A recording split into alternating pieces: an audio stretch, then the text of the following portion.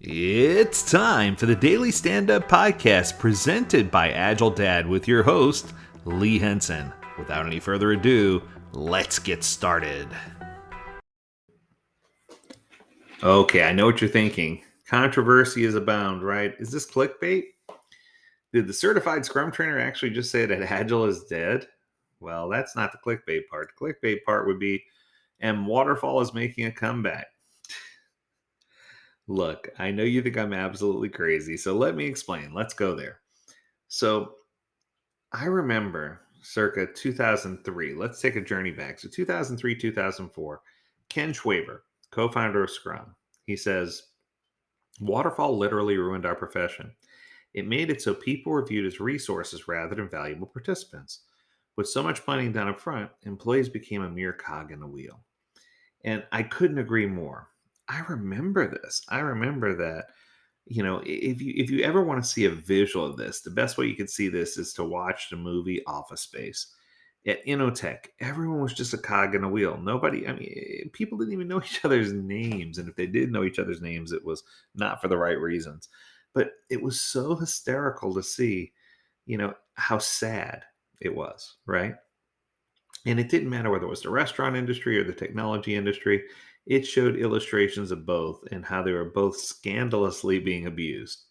Everyone was just a cog in the wheel. Now, guilty as charged. I remember my first few projects where I was a full blown PMP project manager, where I was a purist. I had work breakdown structures.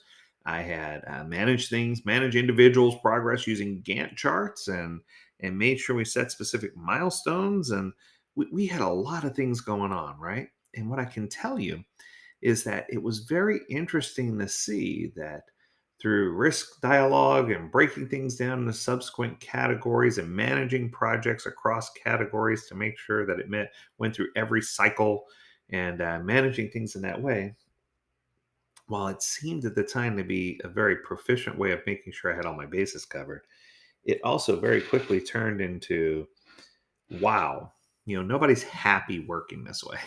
Right? And that's what I realized. And I think that's where Kim was trying to go. That when you try to put so much effort into upfront planning, you were literally sucking away people's will to live, right? And the pendulum was swung far to the left in this case, right? And what I'm sensing is that the pendulum started to swing back.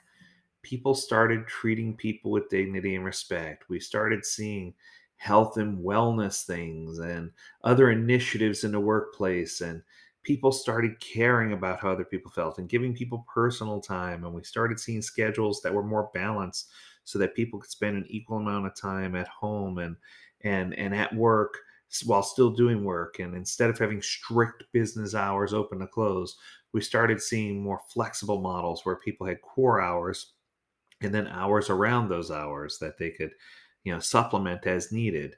Even when it came to time and material contracts, we started to see that people cared less about how many minutes each individual spent doing things, as long as the work was completed in the allocated time requested. Now, did they want you to keep track of how many hours you're putting towards a project? You bet. But whether you put 4 hours and 30 minutes or 4 hours and 26 minutes was irrelevant. What we're finding is that the tenet of trust started to weave its way into the workplace, and it became good. Then we started to see things starting to pop up regarding diversity and inclusion and all these powerful tools to help us work better together, where we saw a broadening of the idea space and we saw people, who would never have had an opportunity to put their skin in a game, to have their skin in a game, even on some wildly big crazy contracts and things that we were working on. The pendulum was finally starting to swing more in the right direction. Now, the question is, could it ever become overzealous and go too far that way? Well, you bet. The closer and closer we got to perfection brought us to a point where COVID came into the picture. Now, I know what you're thinking. How does COVID tie into this at all?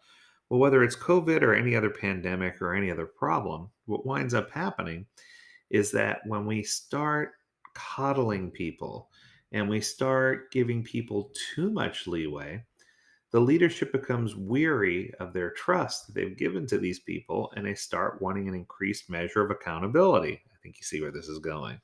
So here comes the pendulum swinging back the other way, right? Where people want to understand and they want to know going forward where people are and what they're doing. And it caused us to start to swing back towards the old way of doing things. Now, the good news about this is that while they were swinging back the other direction, it raised an awareness. And I think that's important. I think it raised an awareness that we need to be responsible. And I'm totally good with that. The problem now, though, is okay, many organizations have said, we're going to save money by not having to open offices and not having to bring people into workspace. Many organizations have said that they are going to allow people to work from home, which once again, seems on the surface to be a really great thing until you realize that what was once a localized workforce has now turned into a global workforce. So now what's happening, here we go, is people are starting to become once again cogs in a wheel.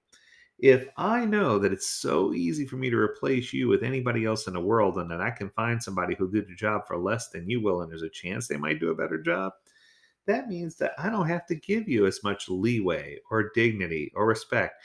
And I can treat you like the cog in the wheel that you are. Not that I would ever do that, but I think you get the point here, right? What's starting to happen is the old problem is starting to become the new problem. So when you start talking about the upfront planning and the things that are necessary. If you're trying to plan things for people and they're all over the world and they don't know each other and have never worked together before, and you're trying to get this vagabond group of individuals to behave like a cohesive team, what I can tell you is that you got a long way to go, right? That's an uphill climb. And I think that so many people don't recognize that that's an uphill climb.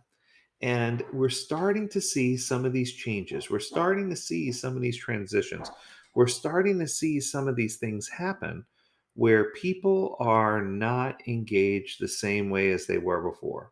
And that leadership is starting to view people differently because of their fear that when people aren't under their control in an office environment where they have supervisors and other people looking after them to make sure that work is getting done, that they need to find new ways to create that environment in your home so that they can still keep track of things being done so that we can have a certain level of accountability. So hopefully we find a new way and a better way to track accountability than the way we're going. But if we keep going in a direction that we are, I hope you have your PMP handy because things are falling back into that waterfall mode because that accountability needs to be there. So either we're going to become more accountable and we're going to figure things out, or we're going to crawl right back to where we came from and repeat our history. So I hope that was helpful for you today. Kind of controversial and kind of scary. I want to know your thoughts. Go ahead and email us, learnmore@agiledad.com. I'd love to hear what you have to say about this. And as always, we encourage you to stay healthy, stay well, and stay agile, my friends. Until next time, do take care.